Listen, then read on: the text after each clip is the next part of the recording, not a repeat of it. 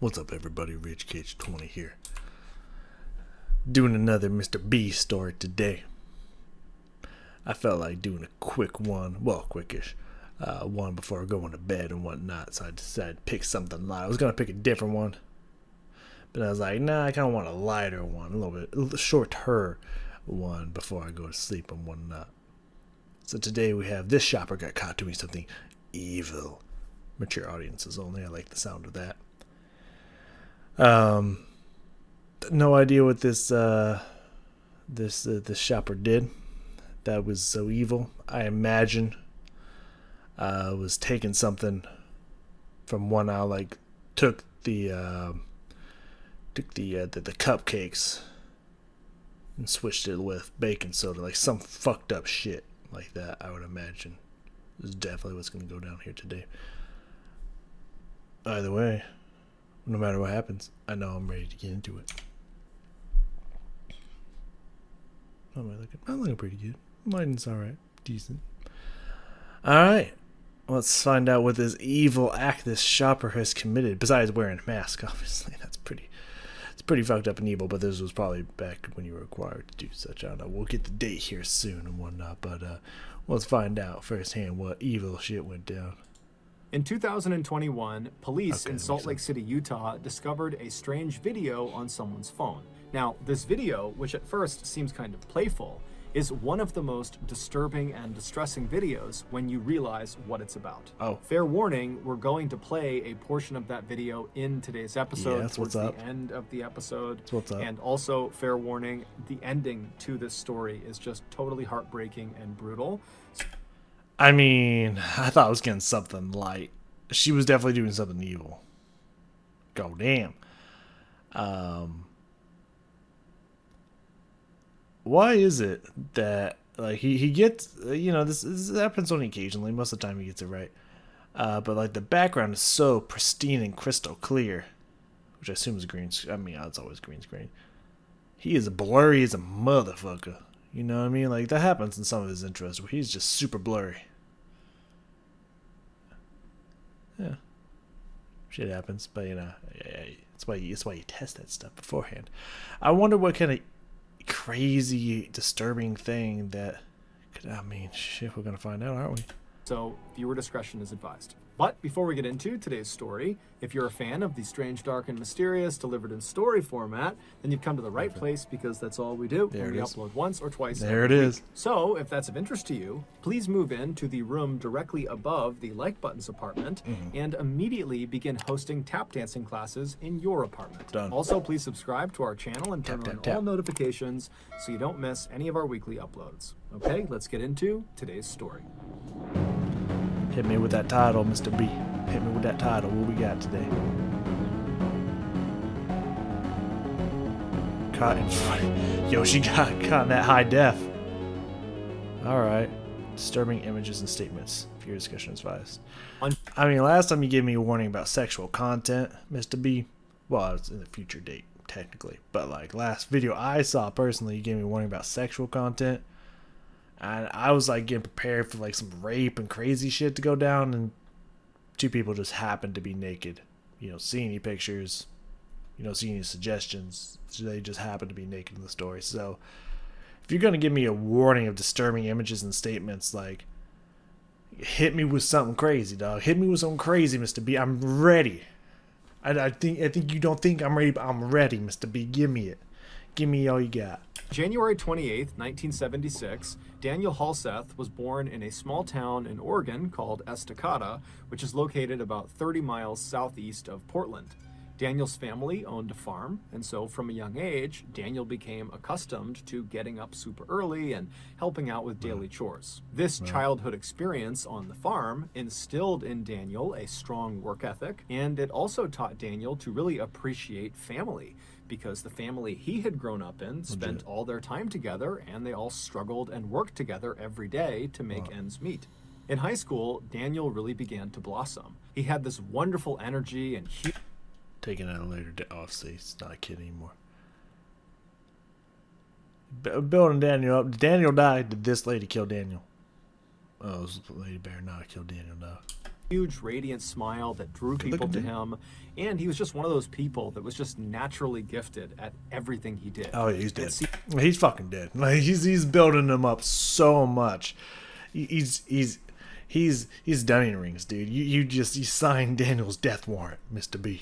Seemed totally effortless. During his high school years, he picked up playing the piano as well as the drums, and his Not another fucking musician going down. He's tearing my heart apart. classmates affectionately nicknamed him Drummer Dan. Daniel was also amazing with anything to do with computers or technology. Drummer D. And Daniel was just very handsome and very athletic and fit. Good looking dude. And so he was really the guy that everybody wanted to be. But despite having all of these things going for him, Daniel was dealt a major blow in 1994 when he was in his junior year of high school. That year, his father, who he was quite close with, died unexpectedly from a brain aneurysm. This was a crushing blow for a young man that still very much leaned on his father for guidance and support. But Daniel, like the rest of his family, found a way to just keep on going despite this immense heartbreak. In 1995, so a year after his father's death, Daniel would graduate high school and he would head to Salem, Oregon, where he would go to school and earn his bachelor's degree in music, and then he would stick around in Salem at another university and he would earn his master's in business. And it was during those years that he was in Salem that Daniel would meet a young woman named Elizabeth Schwarak, who had grown up in Salem. She, like Daniel, was incredibly hardworking and was just naturally good at everything she tried. She was also a model, and so when she and there's a few too many wases being thrown around right now, Mr. B. I'm not sure how I feel about that. You know what I'm saying, Mr. B?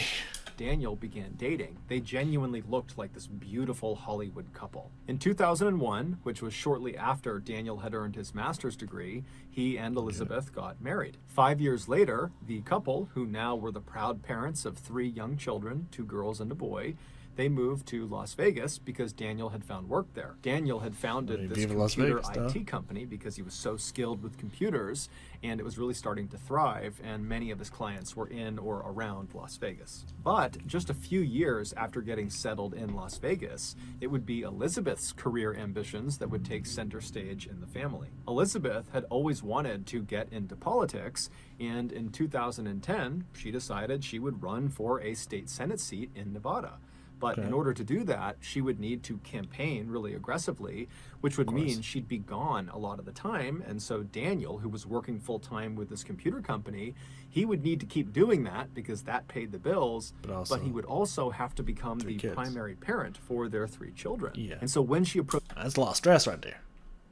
It's a lot of stress right there. I mean, you gotta live your dreams, but you gotta think about your kids too, you know what I mean? Coach Daniel and said, I really want to do this, but it requires a lot out of you. Are you willing to do this? Daniel was completely supportive and actually really excited at the idea. He had no problems whatsoever. And so very soon, Elizabeth would be out on the road campaigning and trying to win the state Senate seat. Why would you want to get into politics, man? That's a bloody game right there. You don't want to fuck with politics, man. That leads you down a dirty road. It's just not a good look. But that's my own personal beliefs. And Daniel would be home goofing around with the kids and taking them hiking and going to playgrounds and parks. And then after he would put the kids to bed at night, he would stay up super late and run his computer business out of their dining room. And all this additional hard work and sacrifice that Daniel was making for his wife paid off when later that year, on November 2nd, Elizabeth, who had run this incredible campaign that was built on family values and wholesomeness and morality, she would win the state Senate seat, which shocked the state of Nevada. And even more impressive, she would become the youngest woman to ever be elected to Nevada legislature at just 27 years old. So it was clear to everyone in Nevada and also outside of Nevada that Elizabeth was destined for greatness. She was going to be the... Again, I don't like all these was's that's being thrown around right now. Next big political superstar. And anyone who was close to the Halseth family knew Daniel was her #1 cheerleader. He was so... So, knowing how a lot of these stories go, like the thumbnail might be misleading because it looked like an old lady. Well, oldish lady was getting caught by a camera and something in a supermarket. which was a giant fucking like super duper market. It was a huge fucking market, is what the picture looked like. And so it's making me think like this shopper is going to be an outside personnel that did something crazy. But maybe it's one of them that's the shopper. Or maybe one of their kids. Because kids just be killing their parents nowadays, man. It's fucking crazy out there. It's hard life out there. You raise these kids, they just kill you for no reason, man. So you don't have kids, man. They're just going to kill you. They're crazy. So my thinking is like maybe he's the shopper that got caught doing something evil. And, she's the one who got the evil on her. Wasn't it? Was trying to mislead me, Mr. B. I ain't gonna fall for it this time. Proud of her. But soon, the Halseth's perfect life would come crumbling down. Of course. It was not long after Elizabeth had won her election that Daniel began to notice she was becoming suspiciously close with another man named Tiger Helgelien. I mean, his name's Tiger. Like, you can't beat that. What was your name? Daniel? Daniel, you can't beat someone named Tiger, man. Dude, Helgelien? That's like some shit out of Game of Thrones. This dude's a tiger from Game of Thrones, dude. You can't fuck with that. Look at that. You see this jaw? You see this jaw line? Like, that swooped hair? Dog, you can't compete with Tiger. Like, you already can't compete with Tiger, dude. It was over from you the second you saw Tiger. Who was a former golf pro and I think it was a golf pro. fellow rising political star. After noticing his wife constantly texting with Tiger, Daniel would actually reach out to Tiger directly and beg him to stop messaging his wife and to just leave his family alone. Right. But the texting and the calling and the interactions between those two would not stop. And then finally, in October of 2011, so less than a year into Elizabeth's first term as a state senator, Daniel would find out that his wife and Tiger had been away together alone on this long extended work trip. And so Daniel realized that almost certainly his wife was having an affair. Okay. So we don't know, right, that there's something going on yet. Like, he's drawing conclusions that something going down. We don't know that something be going down. Okay, I say that's a fair statement.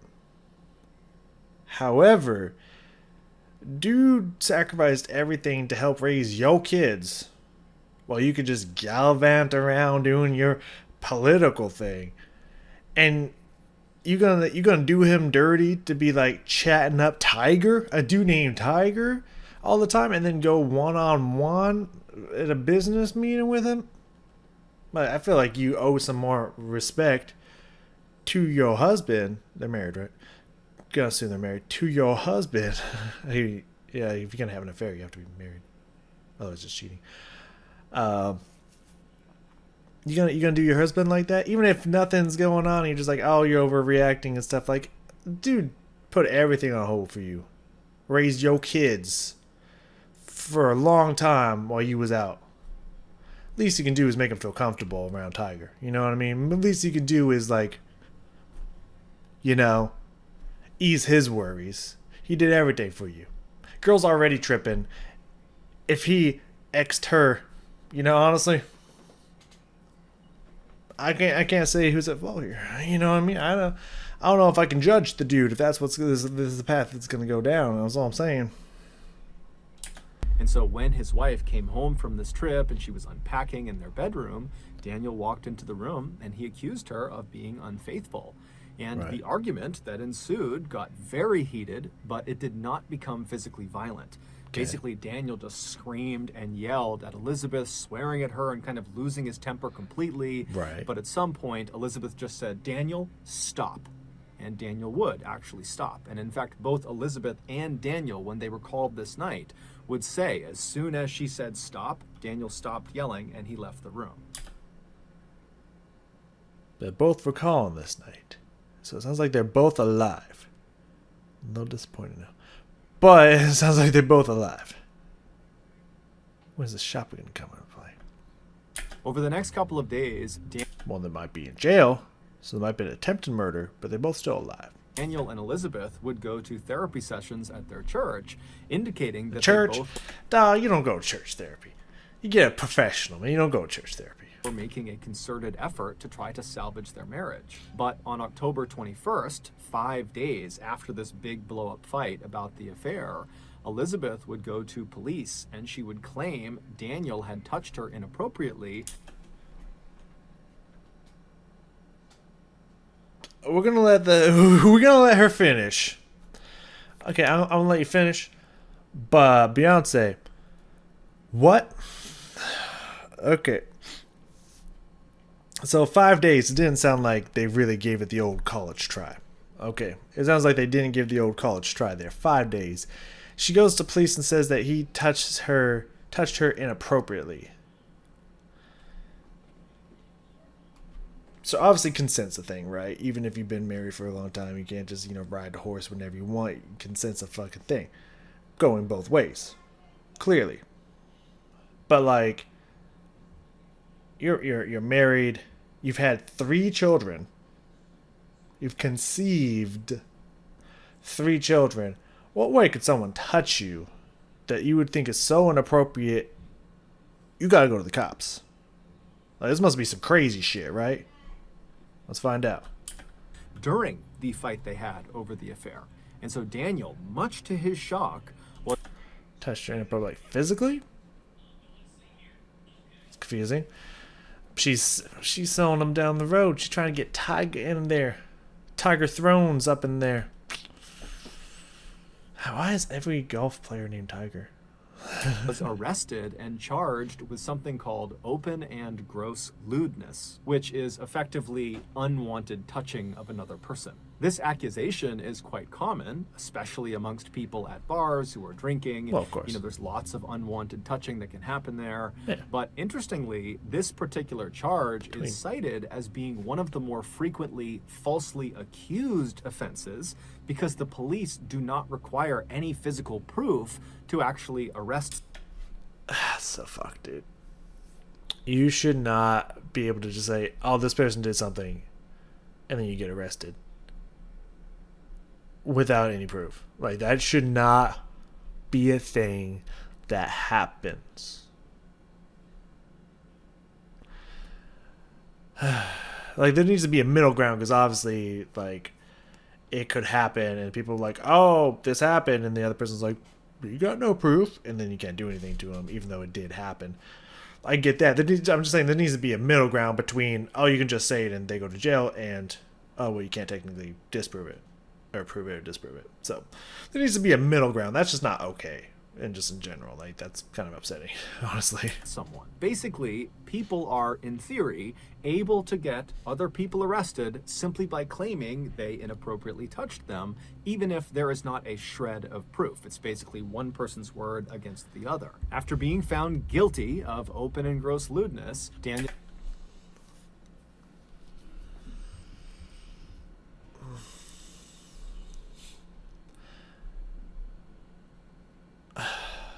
That's just a terrifying thing. Like, that is absolutely beyond terrifying, and why we have so many issues around molestation and rape and stuff like that is because people just say, this person touched me, arrest them, and they just do, and your whole life is destroyed, and that person could be completely fucking lying. That's just, honestly, that's just like really not okay. I'm a little triggered right now. If that wasn't the disturbing part of the story, then like you can't believe where it's gonna go from here, because like I am pretty fucking triggered right now. That's just not okay. Maybe he did it. Okay, granted, maybe he did it. I don't know. But the fact that you can just accuse someone of touching you and they just get arrested, and chances are if you were a male accusing a woman of touching you, they probably wouldn't do anything. All I'm saying, just double standards out there in both ways. All I'm saying, that's a little triggering. I'm a little upset. Right? I mean, this dude better have fucking like molested the shit out you, or beat you, or was doing something fucked up.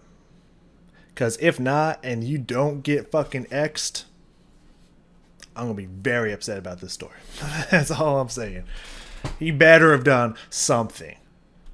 Daniel was sentenced to 6 months of probation, anger management, and he had to register as a sex offender. Shortly after he was found guilty, Daniel filed for divorce. Their divorce, Yeah, I would.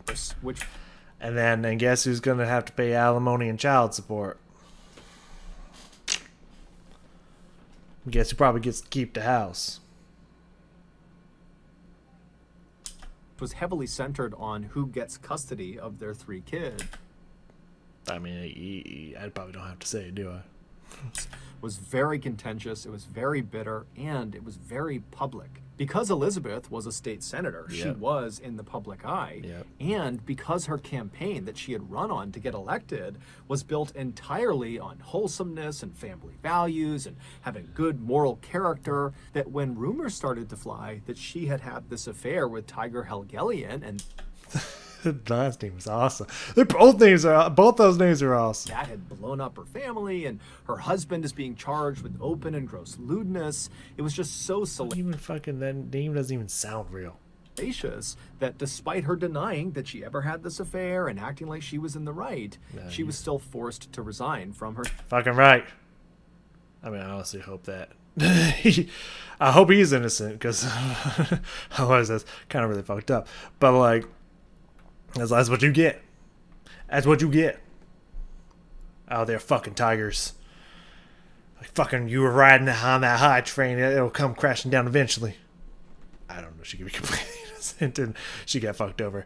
No idea. Still don't know what who the shopper is. If it's between the two of them or some outside it's probably maybe Tiger.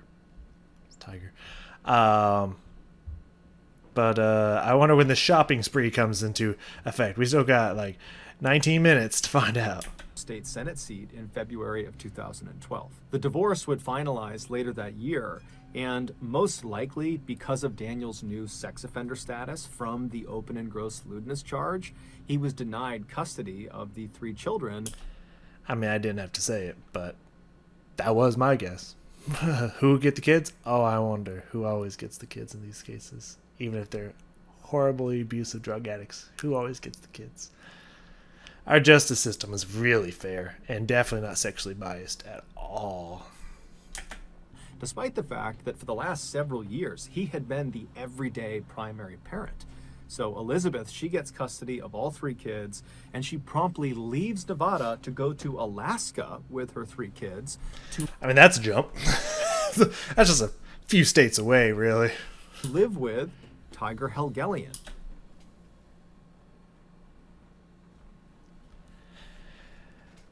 I don't even give a fuck if he did it. At this point, I'm just gonna tell you right now, I don't even give a fuck if he did it. Fuck this hoe. Fuck this fucking hoe. I hope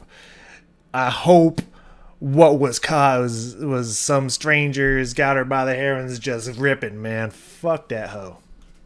The man she denied having an affair with. And shortly after arriving in Alaska, she married Tiger Helgelian. Just gotta give me a second here, guys.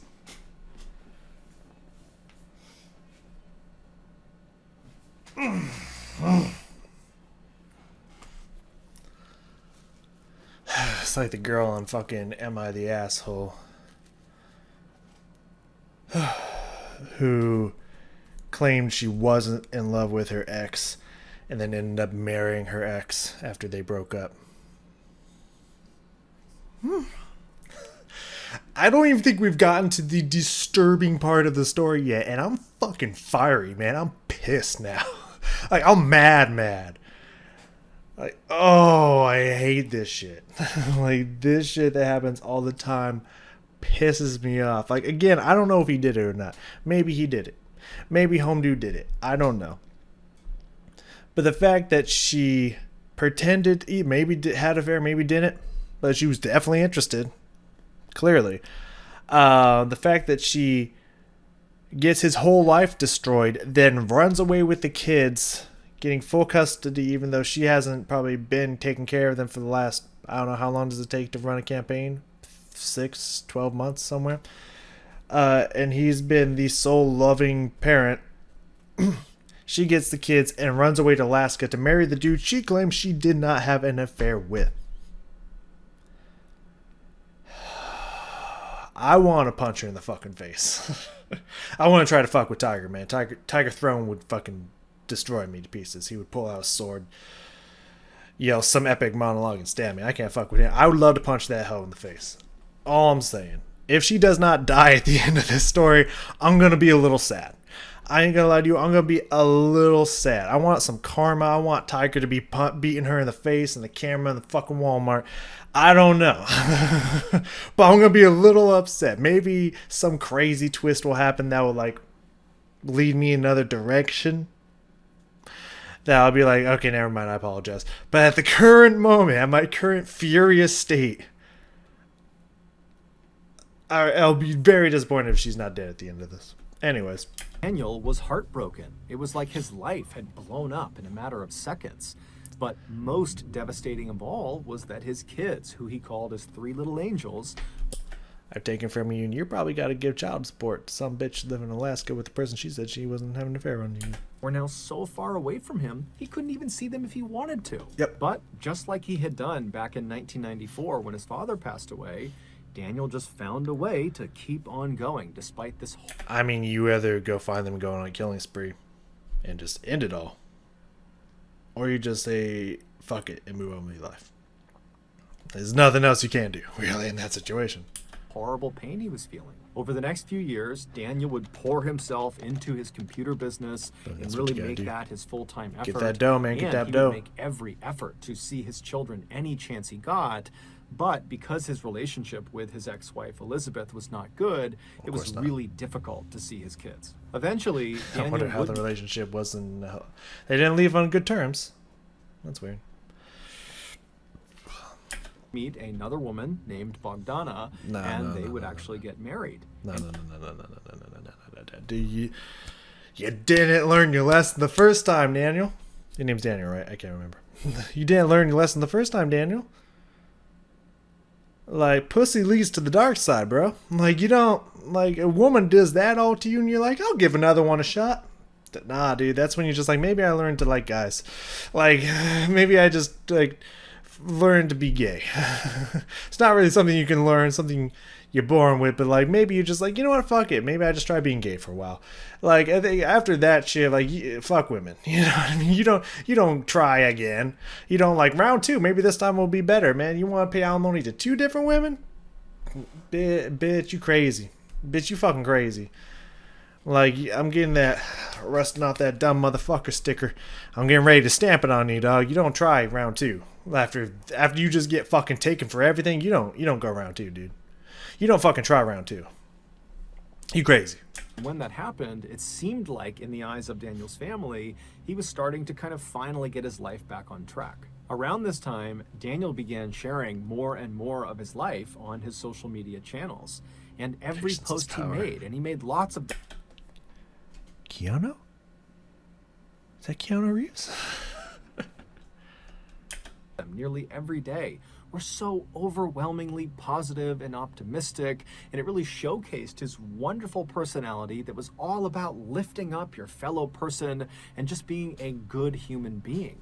And he also posted loads of videos of him goofing around with his 3 kids because he adored his kids. Maybe he's about to do something evil. It's gearing up. He might be doing something evil here. Whether he does or not, I still think fuck that bitch. That's all I'm saying. They were the most important thing to him by far. But despite having this very cheerful outward presence on social media, privately, Daniel was dealt yet another very difficult blow in 2019 when his marriage to Bogdana, his second wife, fell apart. I told you, dude. Like, you don't go for round 2. You don't try round 2, dog. You just don't. Like, now when you get taken that hard, man, you gotta give it like at least a good 10 or so years, bro, before you even try trusting again. You know what I mean? Like, you don't go round 2, bro. You don't go round 2. If you try to go round 3 up in this bitch, I swear to fuck, man, I'll have to slap some sense into you.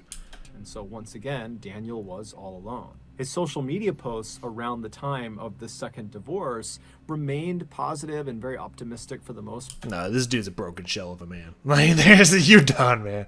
It's gone. There's no positivity left in that soul. part. But anytime you saw an image of Daniel actually facing the camera, you could just see a distinct sadness in. Dude's a broken man. Like, there is. It's over, man. It's all over for him. He's a broken man. It's gone. I'm sorry to say it, bro. He's gone. His eyes. But just as quickly as it seemed like once again Daniel's life was just going to crumble, something truly amazing happened for Daniel. Daniel's first ex-wife, Elizabeth, and their 3 kids decided to leave Alaska and come back to Nevada. Ooh, she's in range, Doc. She is within driving distance, my friend. Revenge will be sweet. Do it. Anyways. And resettled in Las Vegas. This was not because Elizabeth wanted to rekindle with Daniel. No, fuck no. It was just because she and the kids liked living in Las Vegas and wanted to come back. And as soon as they were back, Daniel suddenly got to see his kids all the time. He was so excited and so happy. In fact, by late 2020, Daniel's youngest daughter, Sierra, who was 16, she had basically just moved in with Daniel. There you go. There you go. Some sunshine in the rainbow. I still don't believe he ain't going to start killing. So he's going to kill somebody. He might even take his kids with him. If it's going to be truly horrible and tragic, I feel like he's going to take his kids with him. Or someone else's. And it's just, life's just going to continue to shit on him one way or the other. But like, something bad's going to happen. And, I don't feel bad for the kids if it's the kids, but like, I don't know. Even though, legally speaking, she was not supposed to be doing that. Right. And her mom, Elizabeth, was totally unhappy about it. But regardless, Fuck that hoe. that was just how it was. She was living with Daniel. In August of that year, so around the time that Sierra had basically moved back in with Daniel, Daniel decided to take his ex-wife, Elizabeth, back to court to see if he could get custody of... Nah, dude. You're just throwing money at a brick wall at that point, man. Like, maybe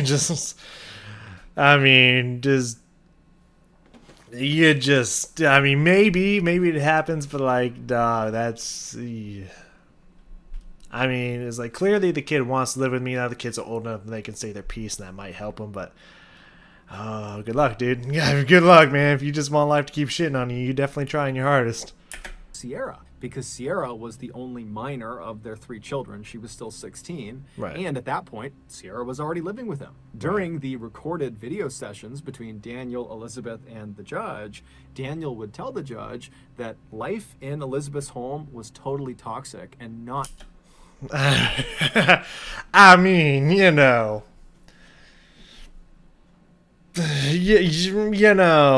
Tiger and all. Is he still in the picture? They haven't mentioned Tiger. That's all I'm saying. But, you know who Mama is, and you know what she's willing to do. I can't imagine that's a happy, healthy home life. So, he probably ain't wrong. Good for his children, and certainly not good for Sierra. Daniel would explain to the judge that Sierra was really struggling with some mental health issues, and what she needed right now was professional therapy, something he had already enrolled her in. It better not be your church again, dude. Since she had moved back in with him. Daniel also presented to the judge a letter that he said Sierra wrote that basically backed up the idea that she is better off living with her father. Elizabeth would generally respond to all of these things that Daniel was saying by saying Daniel was a liar and that he was not fit to be a parent, and that letter that he claims Sierra wrote doesn't sound like her, insinuating that... Sierra, what, she's 16? Ask her if she wrote it. Shit. The letter was forged. The judge, who at regular intervals would get very frustrated with both Daniel and Elizabeth, finally would just say, look, you got all sorts of issues between the two of you, and it's creating a horrible environment for your kids. Yeah. And if you don't find a way to come to some sort of compromise, the people that are going to suffer are your kids, specifically Sierra. Finally, in early she's a minor, she can't get away from it all. 21, when Daniel and Elizabeth still had not we're in the year where it happened. Come to terms, the judge just ordered that Daniel return Sierra to her mother's residence. Told you, man. I told you, man. Like, you want to throw money at a lawyer and just keep throwing your money away and let life shit on you again, bro. Go ahead and try it, but like, a male against the court system is it's an uphill battle from the moment go.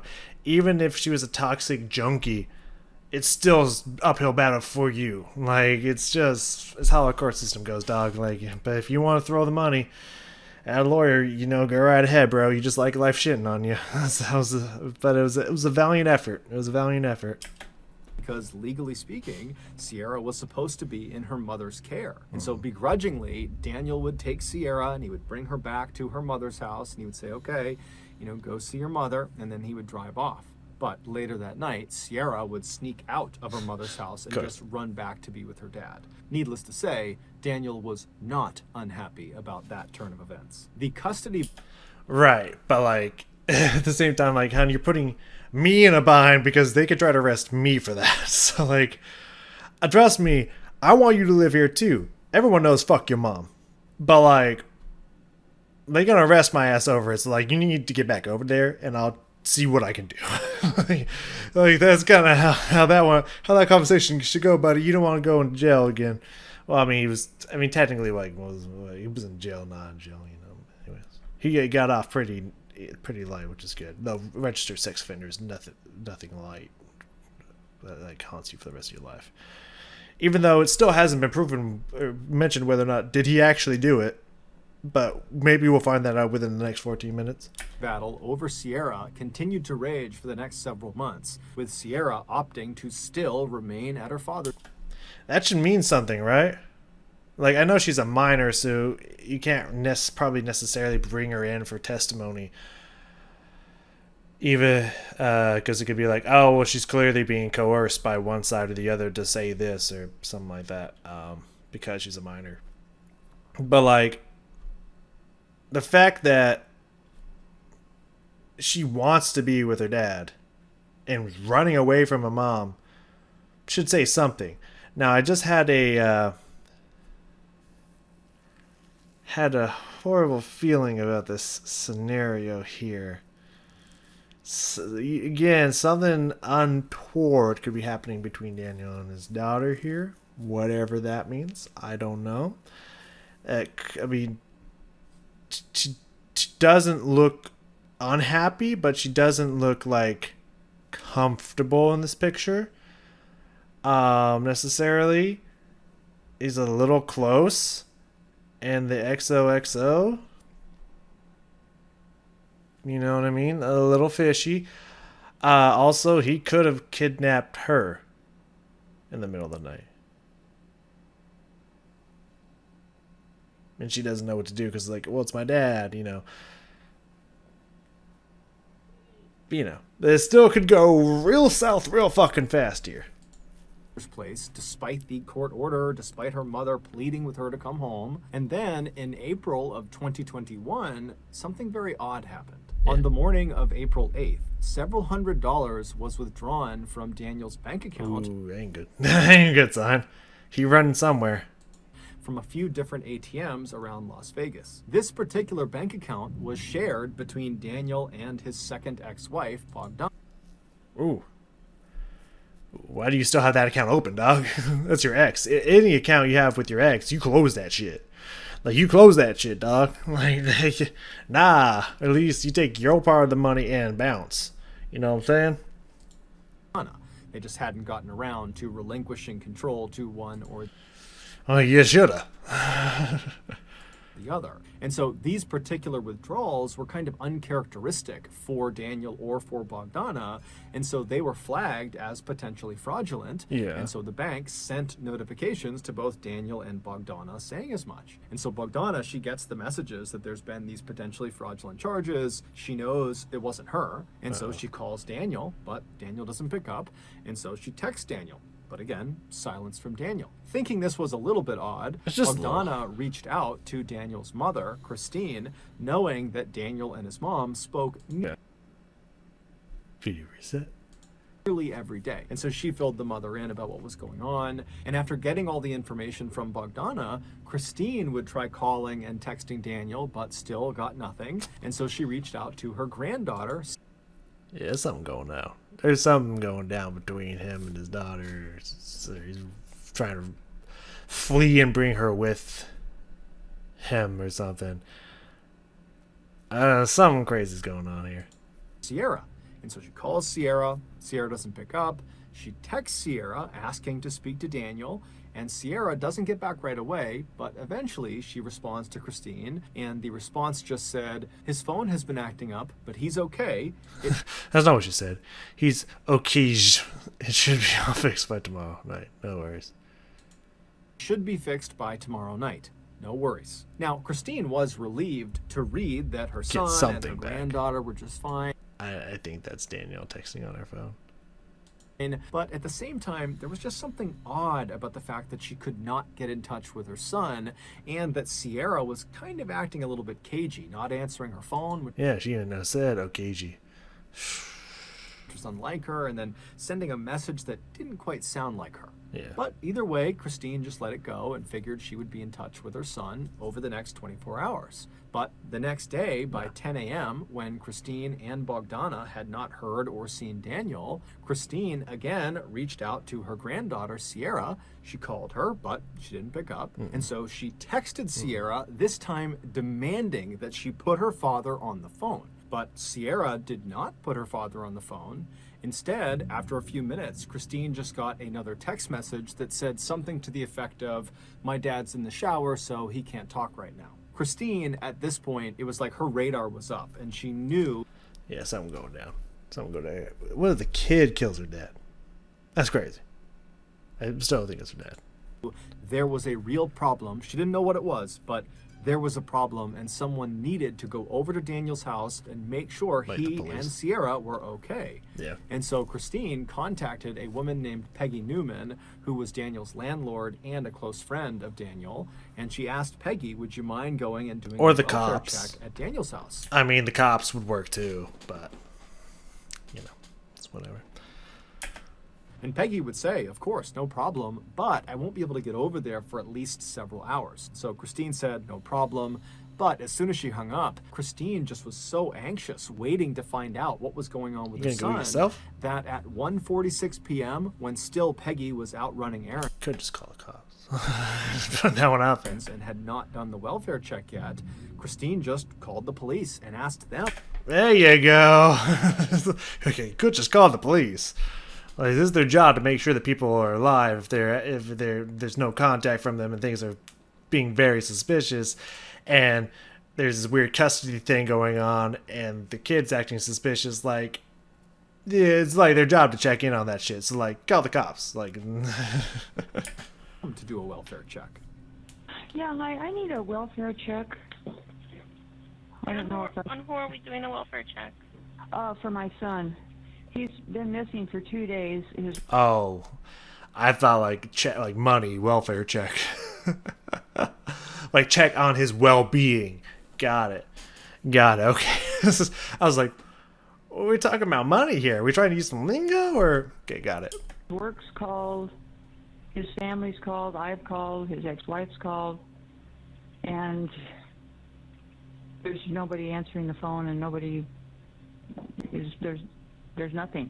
Nobody can get a hold of him, and then his work called, and they can't get a hold of him. And you already said that. It's really, he just doesn't act like this.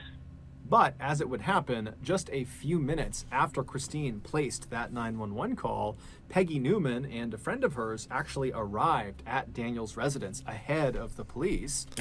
I mean, if there is something suspicious going on, like someone has them or killed them, and they're holding up residence in there, you could have just sent Peggy to her death, man.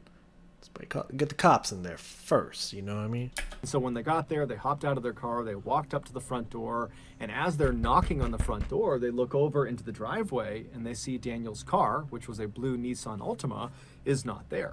And so they're knocking, they're seeing the car is not there, it's totally silent in the house, and so Peggy, she reaches down and she tries the doorknob, and she finds it's unlocked. So she twists the knob, she opens the door, and she and her friend step inside. Just minutes later, Peggy and her friend would come running out of the house, and Peggy would call 911 because the police weren't there yet, and she would frantically try to describe to the dispatcher what she had just seen. 24 hours earlier, a man and a woman were spotted on surveillance camera withdrawing cash from several Las Vegas ATMs using Daniel's debit card. Those were the withdrawals that had been flagged as fraudulent and tipped Bogdana off that something could be wrong here. Well, especially if it's from multiple different ones, drawing up to that much. Yeah, that's suspicious as fuck. After those withdrawals, the man and the woman were spotted again on camera going into a Las Vegas supermarket called Winco, and in... No, it was a... Yeah, Winco makes sense. It was a big fucking supermarket. If that thumbnail was accurate, it could have just been a random place, but it's a big fucking supermarket. Inside, they would purchase a few items using Daniel's debit card, and then they would leave and they would head to a Las Vegas Home Depot. I'm starting to think that Daniel just took the fuck off with him and his daughter. Where once again they'd be caught on camera purchasing a few items using Daniel's debit card. Doesn't really look After like these him, though. purchases, the man and the woman would make their way to Daniel's residence where they would spend the night. The following morning, Daniel's blue Nissan Altima car was spotted leaving Las Vegas at around 10:20 in the morning. That was about 3.5 hours before Peggy Newman and her friend went into Daniel's residence and then quickly turned around and ran out and called 911. When police finally did arrive at Daniel's residence on April 9th, and they pulled up and they saw Peggy Newman and her friend totally ashen-faced and pacing on the sidewalk, the police would get out, they would talk to those two, they would go inside of Daniel's residence, and they would see the horrible thing that Peggy and her friend had also seen. But the police could not make sense of what they were seeing. It really just did not add up. Then... Is it faked death? Did they fake their death and then try to run away together? Is that what happened here? 4 days later, on April 13th, police in Salt Lake City, Utah, just happened to find the man and the woman that were seen on camera on April Escaped to Utah. 8th using Daniel's debit card and going to the Winco and the Home Depot. You specifically not get... That picture right there, is that him and his daughter making out? Did I call it or did I call it? It might not be it, but okay. Okay, they fake their death and try to run away together. But then dude, you can't, if this is the truth, you can't leave a paper trail, dog. You can't leave a paper trail, dog. That's not how that works. That's not how that works, dog. You gotta get rid of that shit, man. Anything that can be used to track you, you get rid of that. Like, this is rookie shit right here. The police, they just happened to find these people on a bus in Salt Lake City. And after going through the man and the woman's belongings, that's her hair, including their phones, the police would discover a video that these two had taken of themselves in the last couple of days that explained what was inside of Daniel's house. Welcome back to our YouTube channel. Okay, maybe it's not him. Hold on. And this is maybe the disturbing thing. Did they kill her father and then run away together? Hold on a tick. It's gonna get graphic. After murdering, day 3 after murdering somebody. Is that his daughter?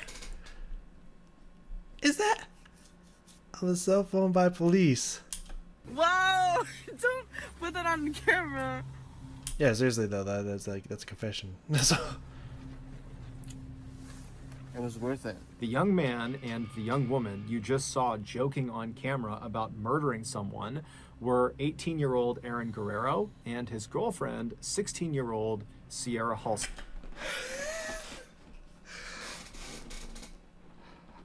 Okay, so I didn't get who was romancing correctly, but I did call that she killed her father. Did I not? I mean, I called a lot of things, so like eventually it's gonna get right, but like, she killed her dad and ran away with Asian dude. just like her mother, man. Just like her mother. That's why you don't have kids, man. I don't know. Daniel's youngest daughter. Allegedly, on the morning of April 8th, after Aaron and Sierra had pulled all that money out of all those different ATMs, they had gone to the Winco and purchased disposable gloves and bleach and drop cloths. She's the one who's caught on camera. And they had gone to the Home Depot and purchased a circular saw and saw blades and lighter fluid. And then Oh, stuff to get rid of a body, you say? they headed for Daniel's house. It's not been made public what actually occurred inside of Daniel's residence, but we can make a few surmised. assumptions. Daniel adored his children. There was no act there. He truly loved his children. And so it would never cross his mind that one of his children or one of their significant others would ever want to hurt him. And so when Sierra and Aaron went inside of Daniel's house, it would have been extremely easy to sneak up on Daniel or just kind of catch him off guard because he's not looking to put up a fight. He thinks he's around people that love him and respect him because he loves and respects them. But however the young couple did it, they would inflict up to 70 stab wounds in Daniel's body, most of which were in the back of his head. And then at some point during this vicious attack, they stuffed Daniel into a sleeping bag, and right in the middle of the living room of his house, they doused him in lighter fluid and lit him on fire. It's unclear what exactly killed Daniel or for how long. I mean, who gives a fuck which one did him in? We don't need to know the exact cause of death in this situation. It's pretty mute point, really. He was actually conscious and aware of what was happening before he died. But it's very possible that Daniel had at least a small moment in time where he recognized his beloved little angel, Sierra, was actively trying to kill him.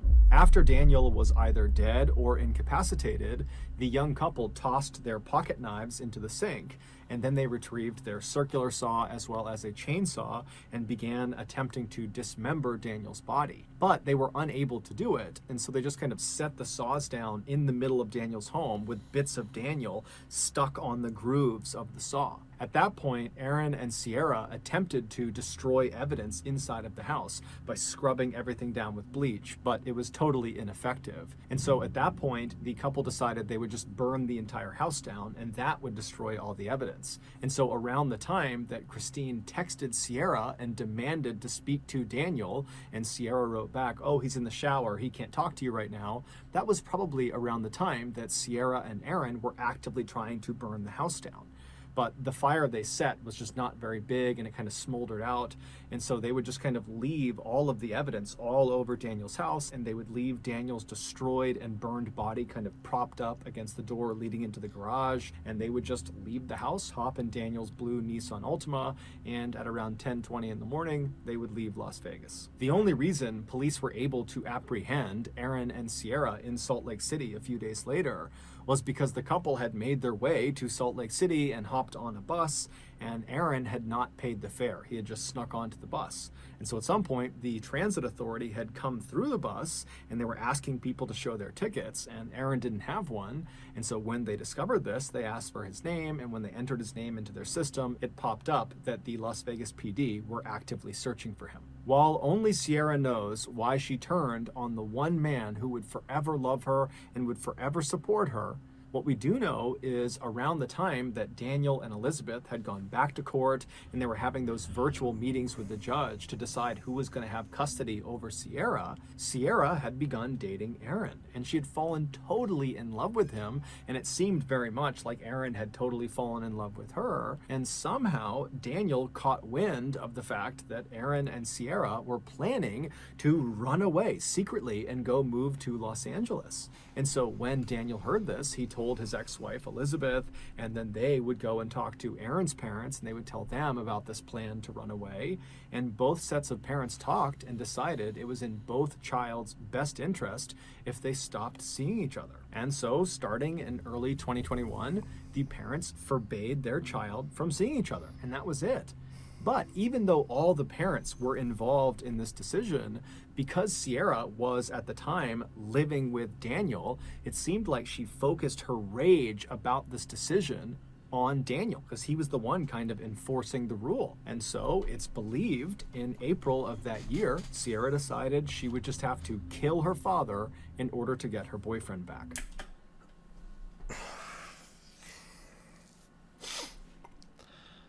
So, as I told you in those pictures, she didn't seem exactly happy, right?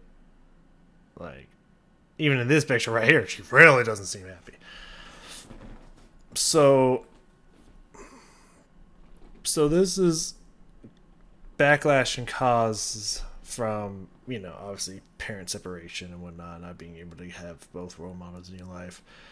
They're arguing constantly, which is putting a lot of stress and emotional trauma on you.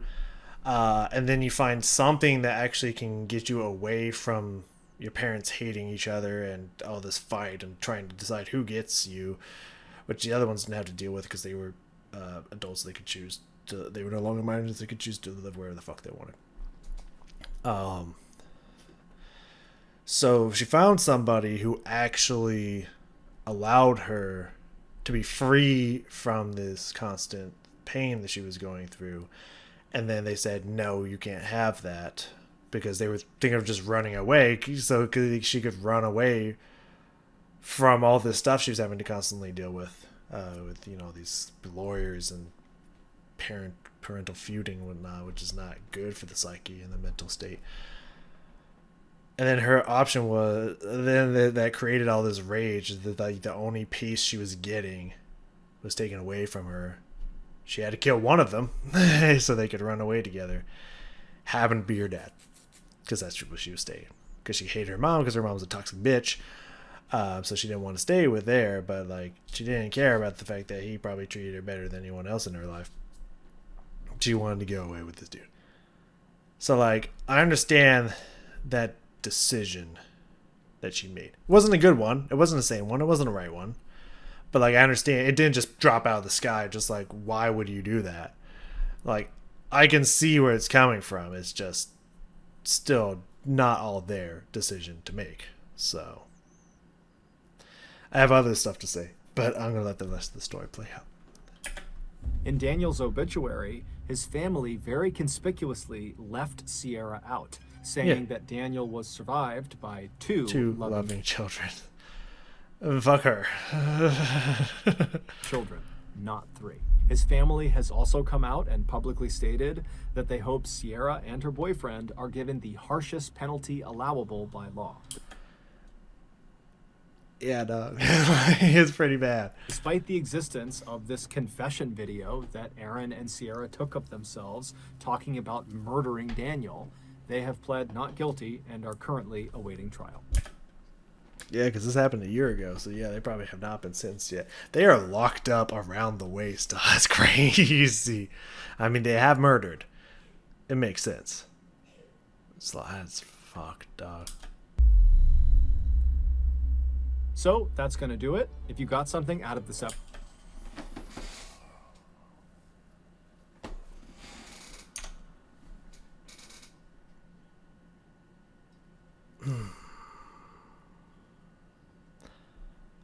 So again, all the warnings of it's extremely disturbing. I mean, it's not that bad. If you watch actual true crime stuff where they show the dead bodies and stuff, it's not that disturbing. But I appreciate Mr. B trying to be, open-minded to anyone who might,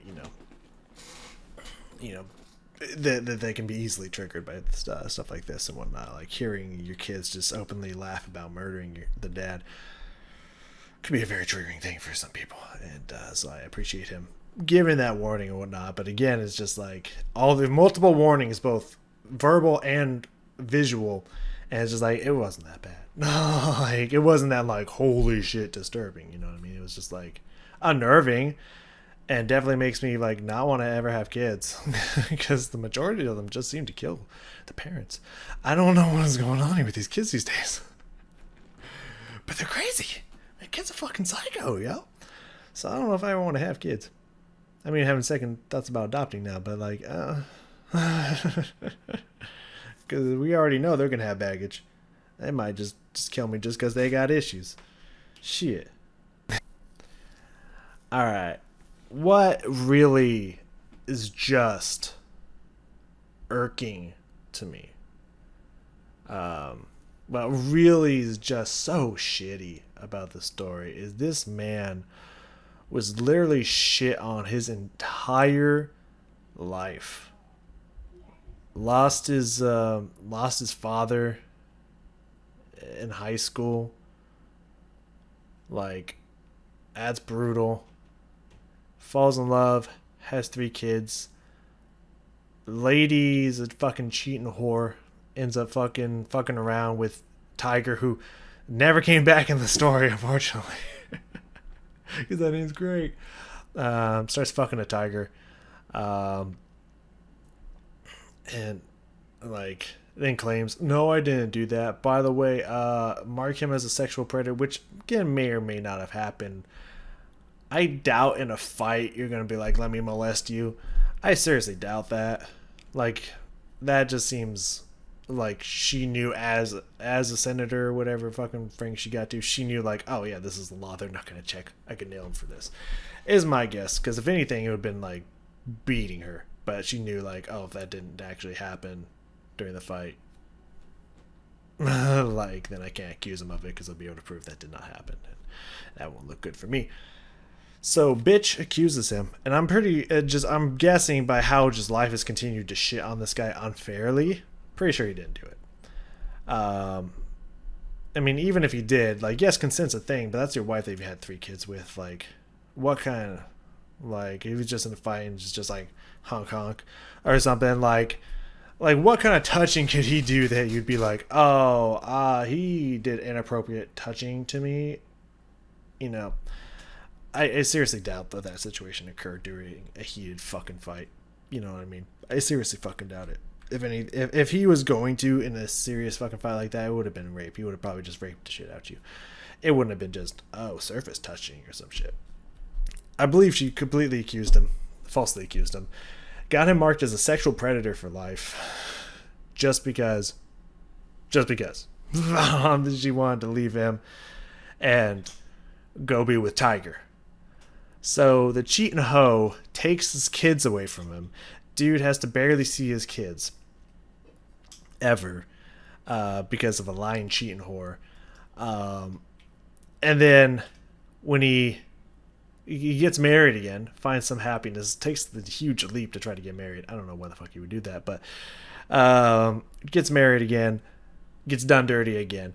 Another wave of just depression and just horror in this dude's life. Tries to get custody of his kids back after he gets to see them again. Happiness comes, tries to get custody. He tries just throwing money at a brick wall. Honestly, no fucking reason to try to do that. But he goes for it. He's a believer. He's a dreamer. He tries. Gets shit on again. And then his daughter, the whole time having to deal with all this mess, breaks, goes psycho, and then fucking kills him. The person he loved and trusted the most in this entire world that's done nothing but shit on him his entire fucking existence kills him. Poor dude, man. He was just trying to live his best life, dog. Homie was just trying to live his best life. And just got shit on mercilessly. Poor dude, man. Like, I feel so bad for that guy. And I'm also extremely disappointed, as I mentioned, that the mom didn't get fucking slashed too. Like that, at least there would have been some redemption for the dude if she slashed up her mom on the way out too. That's what disturbs me about this, not the fucking the video or what happened. What really disturbs me is this dude just got shit on his whole life, and then his own kid does him in. That's fucked up, dude. That's this story fucking triggered me. I'm upset right now. I'm real. I've calmed down a little bit, but I was very upset there for a moment. Now I'm just peeved. I'm just a little peeved now. But I was just a fucking bummer, dude. And he was a musician too. Why does a musician gotta die? I just.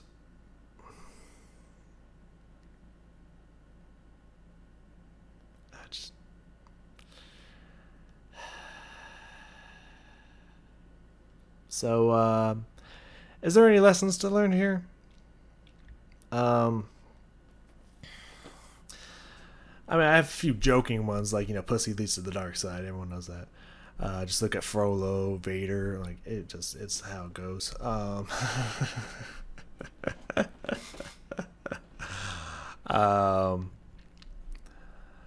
but I don't know.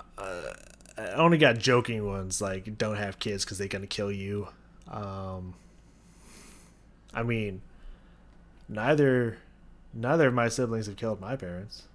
So, and it seems like it doesn't happen out there, but there's so many stories out there where kids just be killing their parents. Like if there's a kid in any of these stories now, it was them. Like I'm automatically assuming that they killed someone, probably their parents, because kids be crazy, dude. Like these kids be fucking crazy. Dude 22-year-old wants to get some punani, kidnaps his girlfriend. Like these kids are crazy these days, man. What the fuck is going on? So yeah, that's all my only two joke lessons that we can learn from today. Is there any serious lessons we can learn from today? I mean, our legal system's trash and needs to be fixed. I mean, it's a little biased towards women, and I mean that may sound sexist to you, but just in my opinion, that just means you're just not willing to face facts. Like there's many stories and TED Talks and stuff on kind of topics about the parental role models and whatnot. And there's been tons of stories shared through comments and stuff like that the mom was totally unfit to raise them, yet they got given to her even though their dad was a perfect role model. Like, I guess the only real lesson we can learn here, besides maybe just always be ready to fight to the death, even if it's your child that you trust completely. I mean, besides maybe that,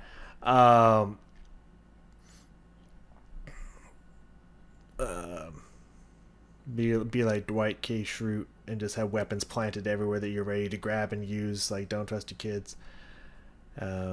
Your wife you've been married to for 20 years, she's planning something, like, have that blow dart right under your pillow just in case she tries to get crazy in the middle of the night. Just ta-ta-ta, you know what I mean? Always be ready to kill anyone. Your own dad might try to come get you. You never fucking know. Anyways, yeah, I say the only lesson we can really learn from this is that our court systems are ineffective and prejudiced and sexist. Both ways, not just sexist against men, but also sexist against women for certain situations as well. Our court systems are just out of date and prejudiced and sexist and just horrible. Like, if you can not touch somebody and get labeled as a sex offender for the rest of your life, something's wrong. You know what I mean? Something's wrong with that, and it needs to be fixed. So that's the takeaway that we can have here today. And don't trust your kids. Thank you all so very much for joining me. Now I gotta go to sleep with this weighing all on my conscience. This just tragic story. This dude just shit on every stage of his life. That's just... Dude fucking worked hard for everything. Was the perfect dad, raising 3 kids solo. And just got shit on, man. Like, it's just gonna upset me for the rest of the night, man. It's so unfair.